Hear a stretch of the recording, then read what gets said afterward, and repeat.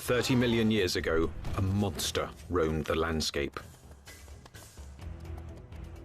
Well, we're talking about one of the most ferocious animals that probably ever walked the earth.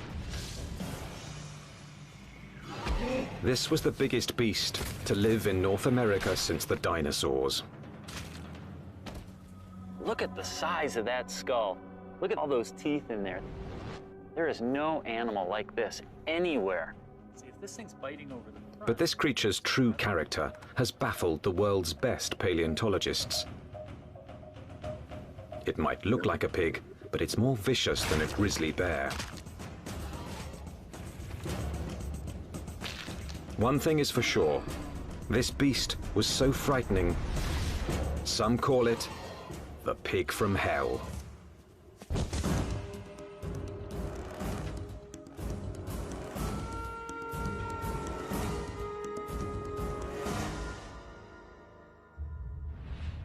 Prehistoric America, 30 million years ago, the dawn of the Oligocene epoch.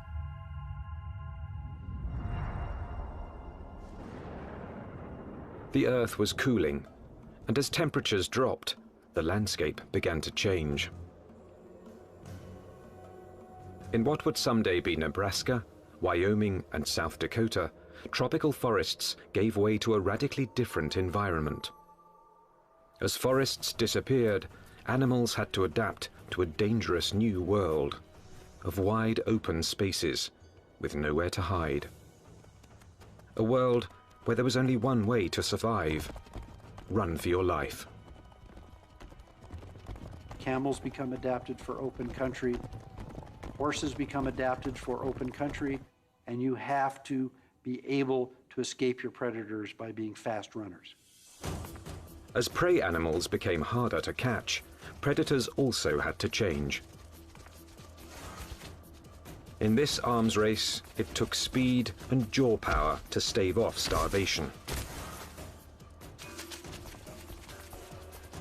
There were nimravids, cat-like creatures with saber teeth, which could kill with one quick bite. And the fearsome hyenodon with its lethal jaws.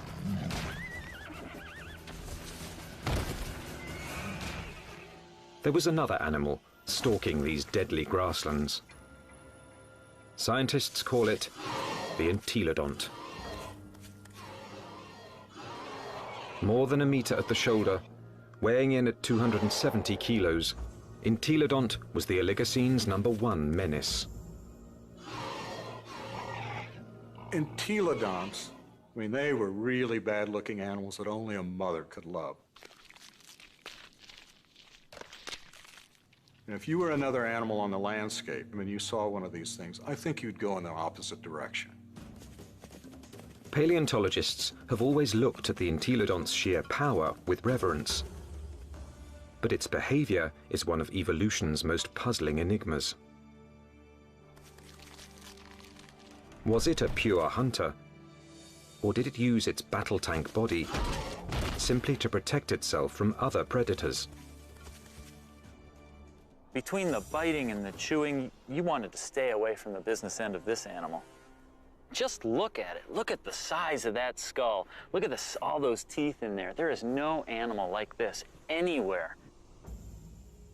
Entelodont's name means perfect toothed. Its teeth were driven by a perfect system, which gave this creature a ferocious bite.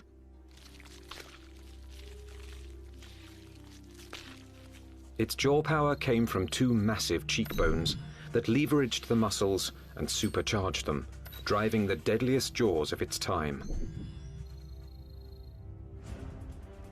Jaws that could open 90 degrees and could clamp down harder than a hippo's or a crocodile's.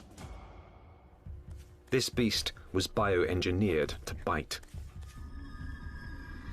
But what it was eating and why remains a mystery. Entelodonts have no modern relatives, no modern close relatives. So it makes it a challenge for a paleontologist to figure out how they made their living. What would an animal with such an enormous flange on its face, such enormous teeth, be eating? What was it doing? Entelodont fossils first caught the attention of scientists in the 1850s. They decided it was a bear-like creature. But then grooves in the teeth suggested that entelodonts were digging for plant roots, meaning that they literally ate like pigs. Today, scientific analysis has confirmed that the entelodont's closest living relative is the pig. But while this creature has some pig-like features, scientists have struggled to place it in any one category. In many ways, they're analogous to pigs, but they're also analogous to bears. They're also analogous to hyenas. Nobody's thought about these animals before. And there's no animal alive today that is a direct comparison to entelodonts. The lifestyle of entelodonts has provided paleontologists with difficult questions. A new generation of scientists is looking at the entelodont to determine why this plant-eating animal had teeth like a carnivore. Entelodont jaws held 4 different kinds of teeth: canines, incisors, premolars, and molars at the back. The back molars were ideal for grinding vegetation, but it's hard to imagine that the entelodonts would have needed such lethal canines and incisors just to grab plants. Then, in 1993, a discovery suggested that entelodonts were chewing on much more than plant roots. We've got a set of vertebrae here. You can see the neural spines are evident. For over 15 years, this quarry site in the Badlands of South Dakota provided paleontologists with a multitude of fossils from the animals that shared entelodont's world. There it is. First time out in 33 million years, huh? 30 million years ago, this place was a watering hole crowded with rhinos, camels, and early horses.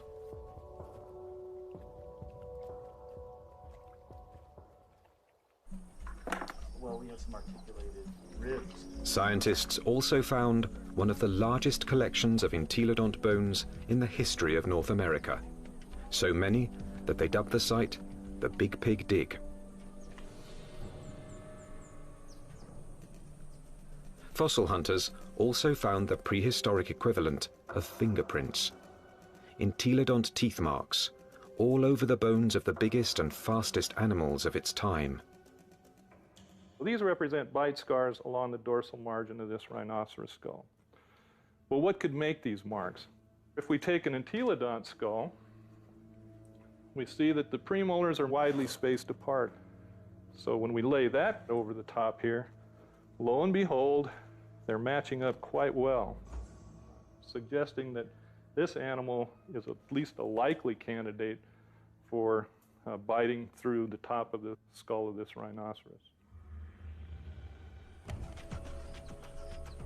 The dig presented key evidence that entelodonts didn't just eat plants, suggesting that they were less like modern pigs and more like fearsome prehistoric predators.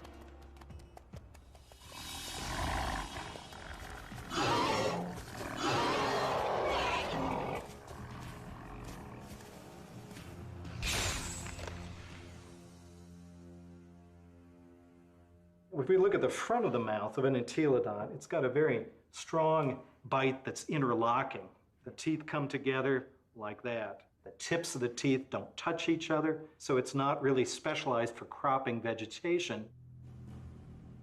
In addition to interlocking, the front teeth angle slightly forward, giving entelodonts the ability to grab and nip, something plant eaters don't need, but meat eaters do.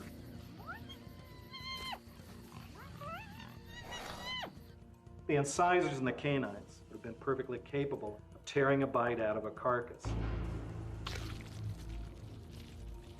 But dentition isn't the only reason paleontologists believe the entelodont was a dedicated carnivore. Under Wyoming's rugged terrain, scientists are finding more and more bones bearing the signature of entelodont's powerful jaws.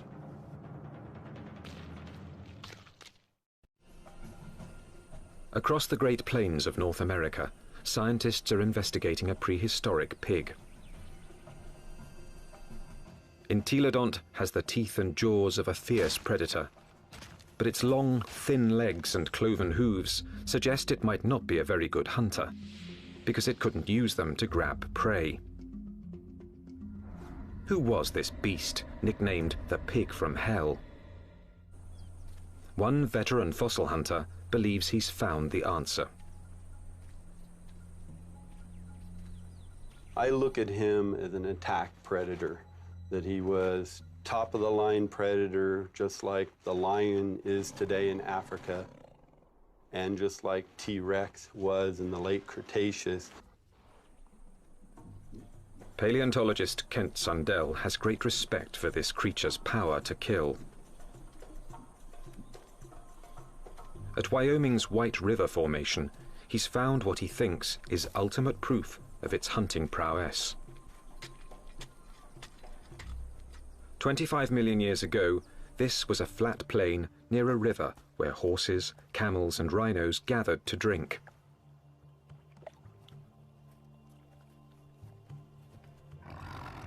Fierce carnivores, such as hyenodons and saber-toothed cats, were also drawn here. It was the perfect spot to ambush and kill the unwary prey animals.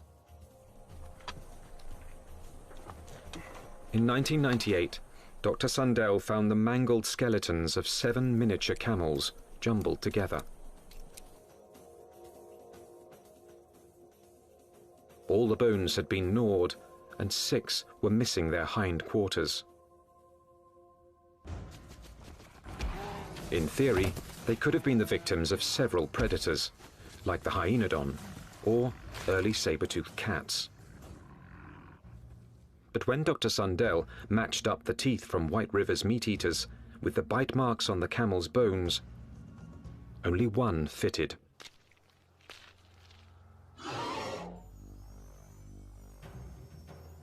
Bite marks alone don't prove these camels were killed by an entelodont, but where the bite marks are might be a clue.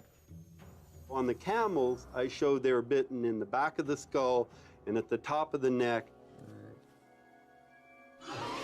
He gets next to that prey and he tries to get a puncture wound through the cranium. Dr. Sundell believes this is the mark of a true predator, which kills before it eats. And hundreds of miles away, in Ohio, there's more evidence that entelodonts could have hunted. Evidence from a scientific journey no one's ever taken before. Inside an entelodont's 30-million-year-old head. At Ohio University, anatomist Larry Whitmer uses a CT scan to electronically model the brain surfaces of prehistoric animals. When he modeled his first entelodont brain, he noticed something unusual. This animal's eye sockets face right back out at us. What that tells us is that this animal almost certainly had binocular vision, meaning the visual fields overlapped, which allowed them to have some depth perception. Larry Whitmer believes entelodont's eyes help to identify it as a predator. There's a decent chance that this animal has binocular vision as a predatory adaptation, to actually spot prey and actually judge their distances, which you might actually expect an ambush predator to have. So it could actually jump at the right speed and the right distance in order to capture its prey.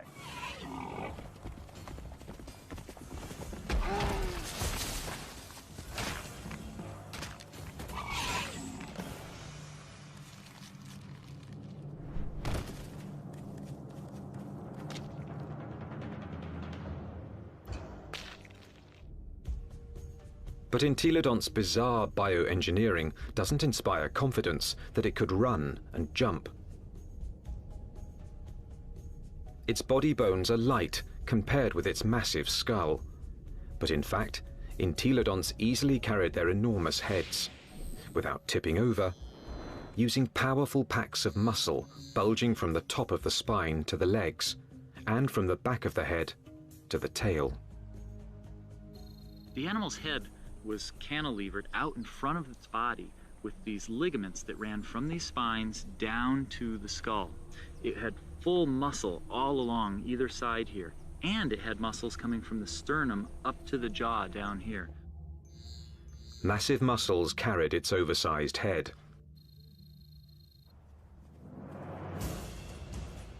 But to bring down a camel, it would also have to run fast. And that's when the entelodont's agile, lightweight body may have paid off. There's just one problem. When a predator catches its prey, it relies on its claws to grab it and bring it down.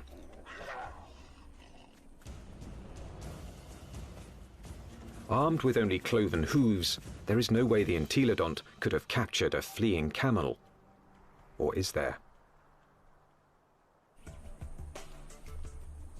It must have been doing something right, because there's compelling evidence that plenty of large mammals ended up as an entelodont's lunch. Well, it looks like there's a lot of bones coming out along here, and right here we have a really large limb bone.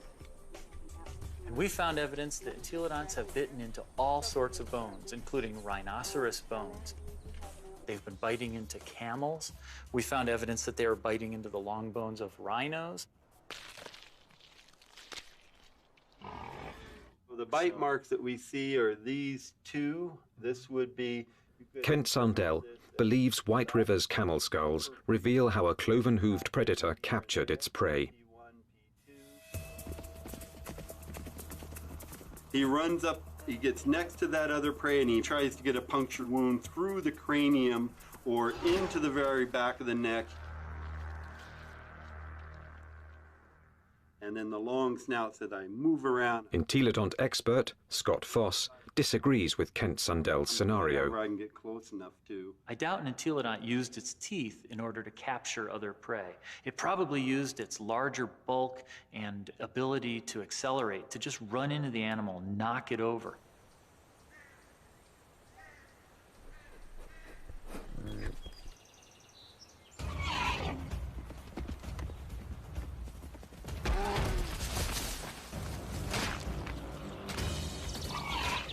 Once I had that animal knocked over, then the teeth can go into business, then the jaw goes into business, and it could crush whatever it went into. And it probably bit the animal right there in the head. Entelodont had all the tools necessary to kill prey animals. But there is more to the job of hunting than just the kill. A top-flight predator must have the ability to find and ambush its quarry. To understand this part of the process, science needs a fossilized window into an entelodont's world. What would we see if we could follow in an entelodont's 30-million-year-old footsteps? At a fossil site in Nebraska, that's exactly what scientists have done. And these footsteps have led them on the trail of the creature's hunt for food.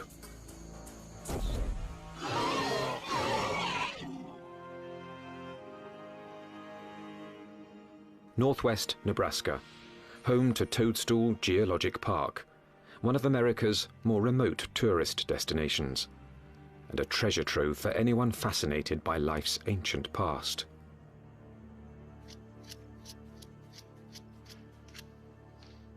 Okay, here's our heel pad. Toe, toe, center hoof, which bears most of the weight, the middle toe. So that makes this a very nice rhinoceros print. 30 million years ago, these solid rocks were muddy stream banks, where migrating animals left their footprints, still preserved in Toadstool's rocks. Well, once we get it clean, it's a very nice rhino. Weigh in anywhere around 500, 600, 700 pounds.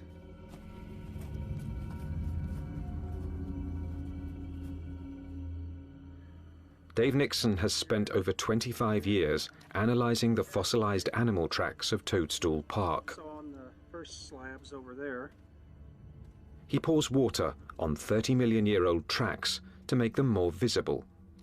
He can then interpret the animal's behavior. And he's walking at a deliberate pace, but not excited until he gets to this point. He starts to become stuck in the mud and shows quite a bit of emotion here because he really kicks. Lands here, and he's out of the mud, but he puts another leap in, and the third bound takes him out of our exposure, and we're seeing excitement, if not fear.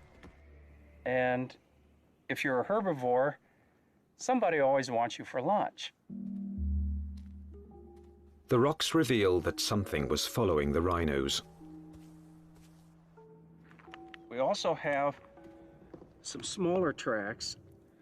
They look really tiny until you realize they're the tips of the toes.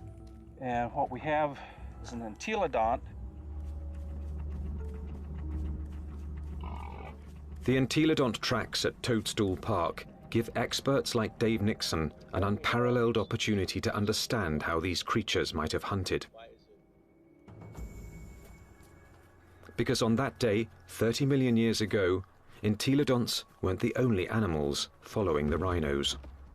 And we have a set of carnivore tracks over here. These are smaller, and there are some claw marks on the inside. And we have another set right here. That carnivore may have been a hyenodon. 30 million years ago, hyenodon was one of the top carnivores in North America. Its powerful jaws could pin down any prey animal. Then its razor-like teeth would finish the kill. But it also had the patience to track the prey over long distances. The carnivores are following the herd animals who go through first and fairly close. They'd be relatively on the heels of the group.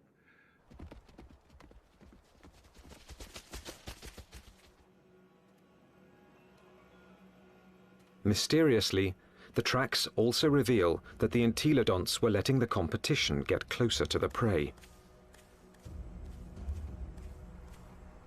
They're following the main herd, but they're not as close in time. Why would a hungry entelodont on the trail of a meal allow another predator to rush in for the kill? The answer may lie in the most puzzling evidence of all. What's interesting, the rhinos are going that way, and the entelodonts are running at about a 45-degree angle to the rhino trail. Zigzagging seems a strange path to take if the hyenodon was closing in on the prey. But some experts believe entelodonts might have had a very good reason to zigzag. A reason revealed by a CAT scan. When anatomist Larry Whitmer modeled the surface of an entelodont's brain, one exceptionally large nerve cluster got his attention. The size of these things right here. And what these are nerves that are actually bringing sensory information in from the snout. This was no bloodhound, but it still had a very respectable sense of smell. And this smelling apparatus here certainly would have been well adapted to pick up the smell of a carcass. And that could explain why the Toadstool Park entelodont zigzagged while following the rhinos and hyenodon. Zigzagging could have helped its nose track the smell of a kill. It's searching. If, say, something's here or here, as you go around it, as the wind brought the scent to you, you'd be able to basically triangulate in on it and go find it. So if you were, the wind's from this direction and you're upwind, you'd miss it. But as you came this way, you'd be downwind and catch it, and you could double back.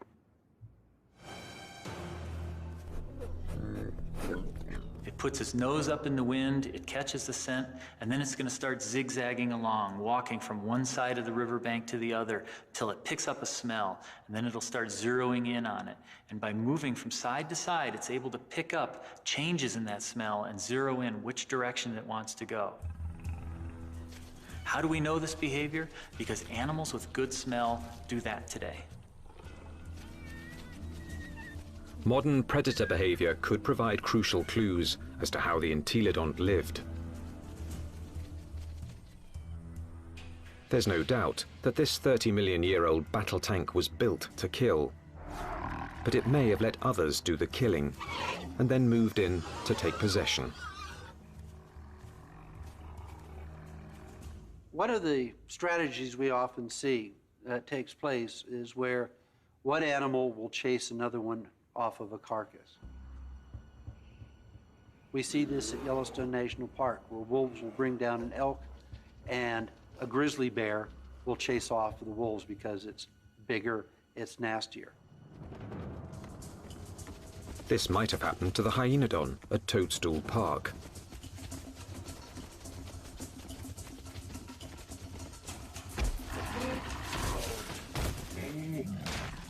The hyenodon has run down and killed an exhausted rhino and is feasting on the carcass until the pig crashes the party. The razor-jawed beast goes from fearsome predator to underdog. The hyenodon might get in a few blows, but the entelodont's bulk would overpower its rival.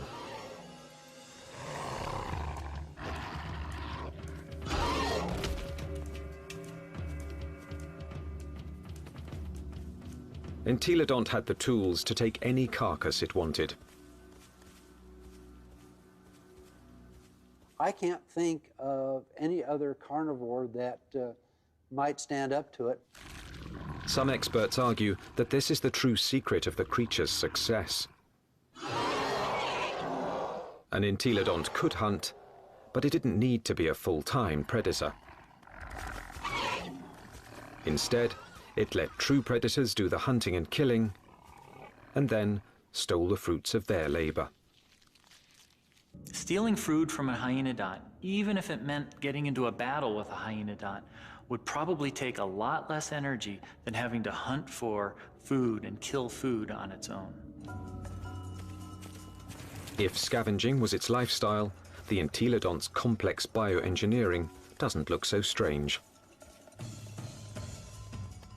Entelodont had the eyes of a hunter, the nose of a scavenger, the front teeth of a meat-eating carnivore, and the back teeth of a plant-eating herbivore. It may have evolved from a plant-eater into an omnivore, a creature that could eat whatever was available in a radically changing world. And so in reality, what this animal ate was anything it wanted. That's part of the reason why these animals were as successful as they were for as long as they were on the planet. The entelodont's success was about to be tested by an ever-evolving planet. The Earth was growing cooler, and the landscape was changing. Some of the entelodont's fiercest rivals would not survive, but the pig from hell was about to show it could withstand the test of evolution by getting bigger.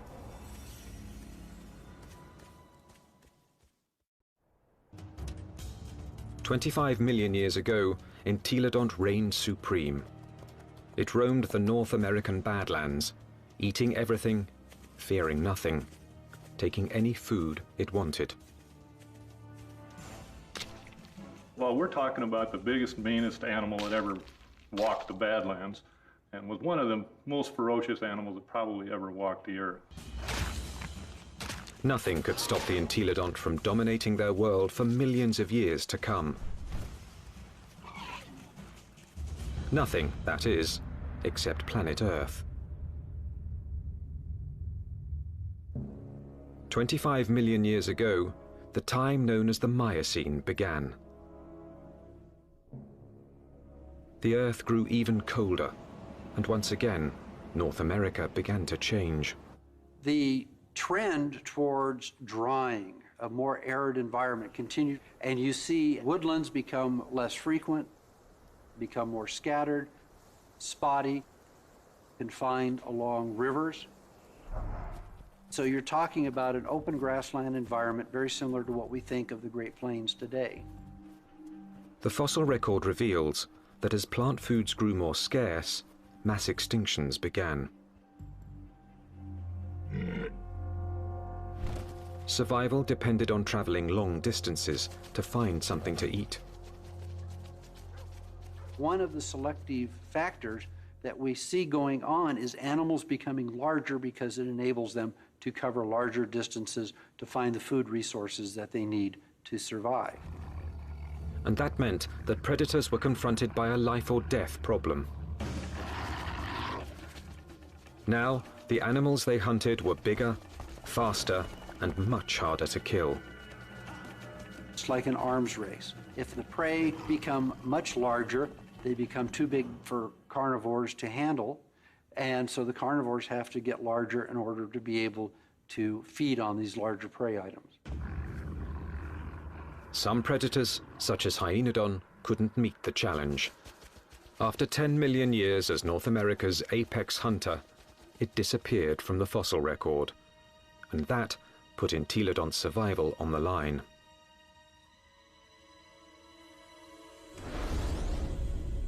When the predator is gone, the scavenger is now in danger. The scavenger now needs to adjust its lifestyle.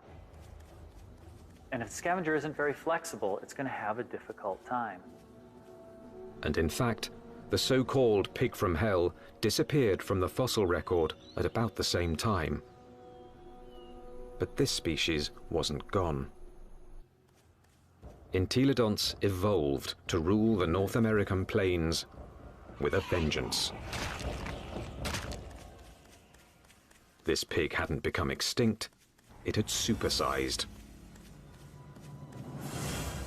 This new version stood over 2 meters tall and was 4 to 5 times the size of its predecessor. It still had a battle tank body and a sprinter's legs. Its skull and jaws were now even more massive and more intimidating. It was bigger than a modern bison.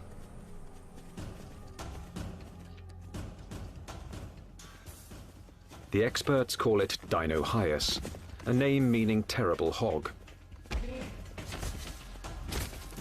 Terrible enough to earn a nickname of its own, the Terminator pig. Dinohyus. This is the monster of monsters. This is the beast of beasts. The skull alone is almost 1 meter long. This thing could bite through anything.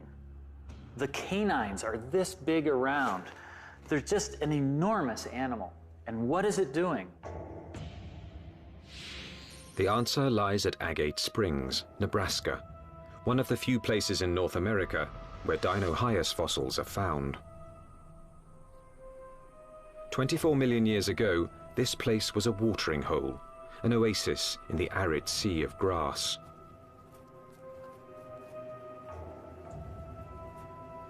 Hundreds of animals, many of them rhinos, gathered here to drink. And as the drier, colder planet killed off their food supply, they came here to die, making Agate Springs a paradise for predators and a favorite haunt of the Terminator pig.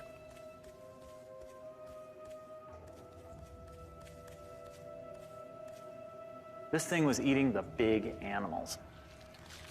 We think that this guy was specializing on the large rhinos that lived at the time, on the calicotheres that lived here at Agate Springs.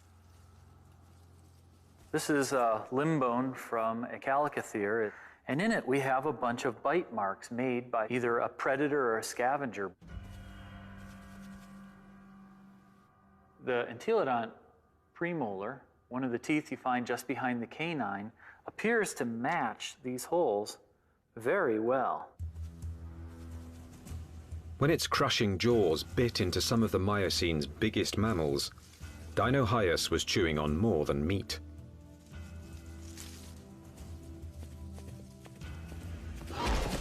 But the important part of this bone is this end here, where it's been broken off.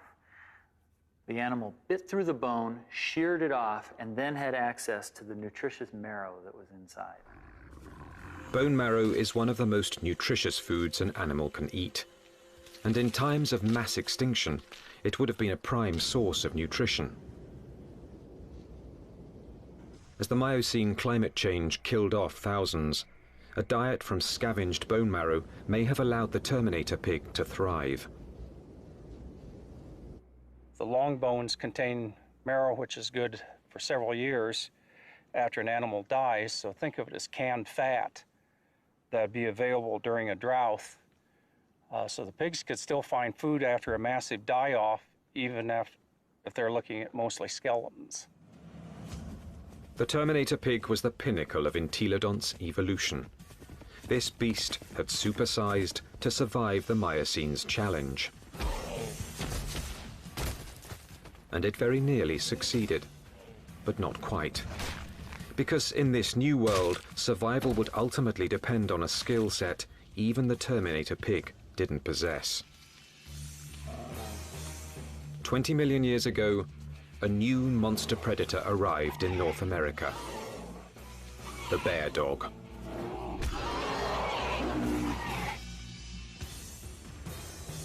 The Miocene epoch, 20 million years ago. In what's now northwest Nebraska, Dinohyus, aka the Terminator pig, is settling down to eat. The chances are good that its meal will be interrupted.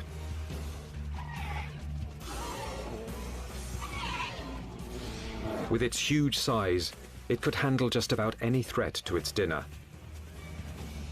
Except a threat it had never seen before: the bear dog.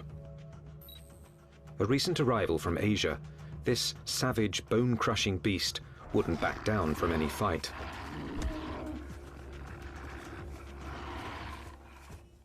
The bear dog migrated from its homeland in China and Mongolia across the Bering Strait to North America about 23 million years ago. Just about the time that North America's top predator, the hyenodon, suddenly disappeared.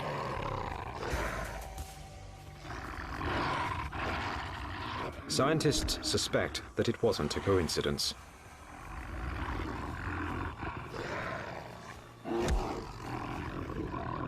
They certainly were probably much better predators in lots of ways compared to hyenodon.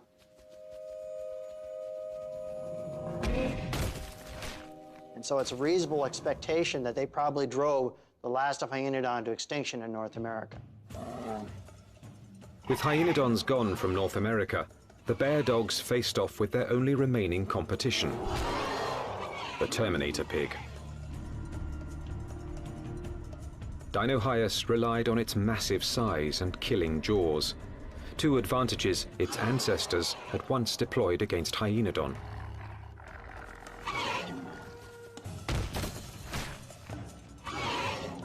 But the bear dogs counterattacked with new evolutionary weapons. Its first weapon was speed.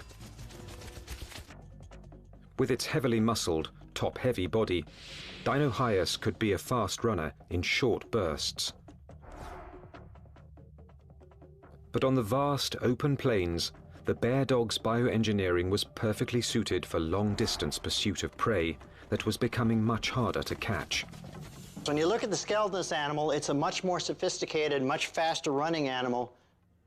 We see longer legs in the horses, longer legs in the camels. So if it came to running down prey items, this animal would have had an advantage.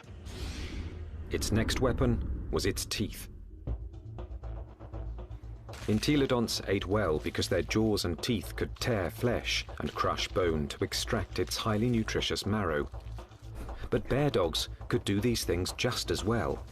In fact, even better.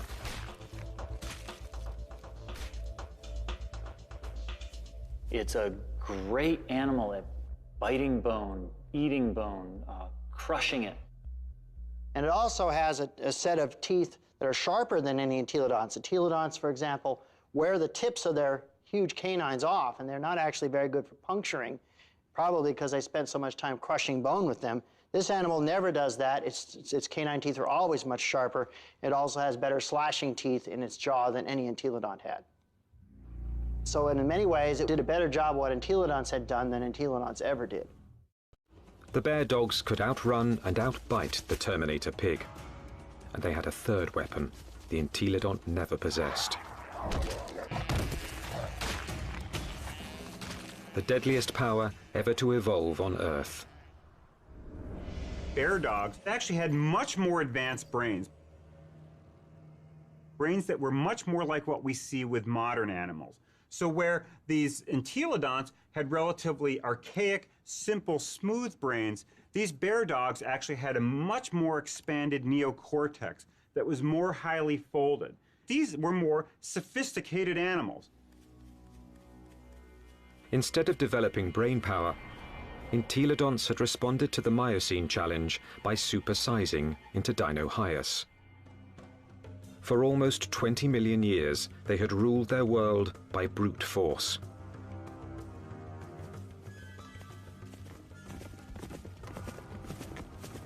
But no more. From now on, brains, not brawn, would decide who won and who lost nature's battle to survive. The mammalian world was fully caught up in this neural arms race. That arms race was starting to take place, and these entelodonts apparently were taking part in that. That may have actually put these animals at something of a disadvantage. This was an animal that almost certainly was driven mostly by instinct, with fairly predictable, stereotyped responses. This was not a clever animal. In combat, Dinohyus would have been bigger and stronger, but brain power could have given bear dogs the decisive advantage.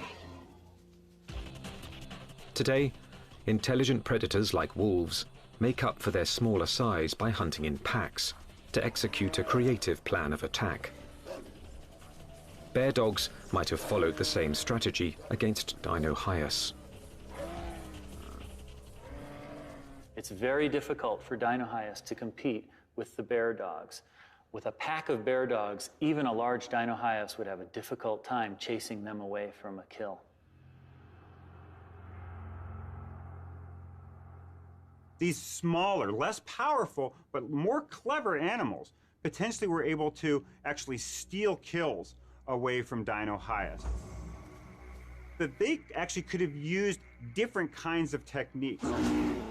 Fooling Dinohyus, being able to lead it away, or to actually even take on Dinohyus itself in actual combat.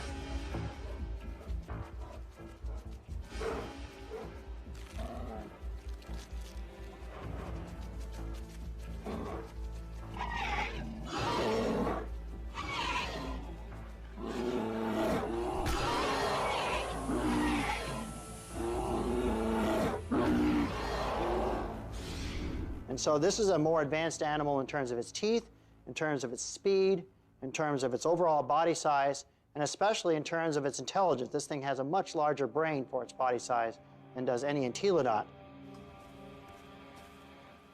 This animal had entelodonts beat in almost every way you can think of.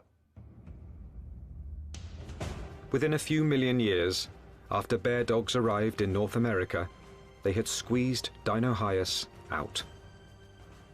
Its favorite food, the calicothea, was also extinct. Without this meal to sustain its own massive bulk, the Terminator pig was forced to compete directly with bear dogs for smaller prey. And that meager food source wasn't enough.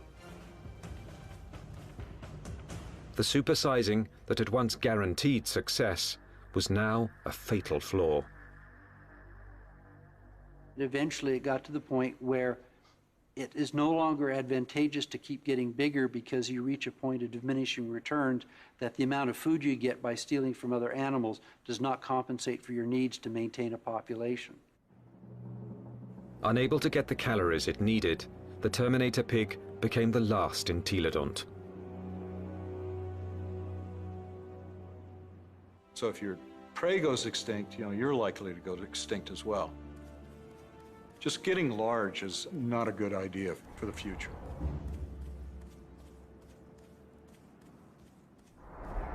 Despite its rapid demise, entelodont was an evolutionary success. It dominated its environment for nearly 20 million years. It had the ability and intelligence to either hunt, scavenge, or forage, allowing it to survive on any available food source. This behavior is now the norm for more modern omnivores, like bears and humans. And some think a bit of entelodont's predatory instinct still lives on. When I was a kid growing up on a farm, I was always told, don't fall down the pig pen, they'll eat you. But the entelodont's living legacy isn't what fascinates the experts. Science is unraveling its secrets. Nothing else quite like it has ever walked the earth.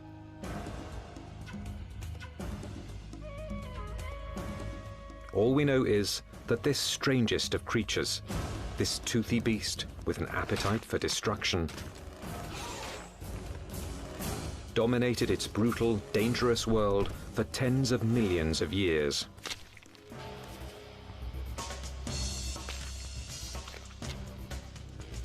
A powerful tribute to the entelodont, perhaps the most unusual and the most mysterious of all prehistoric predators.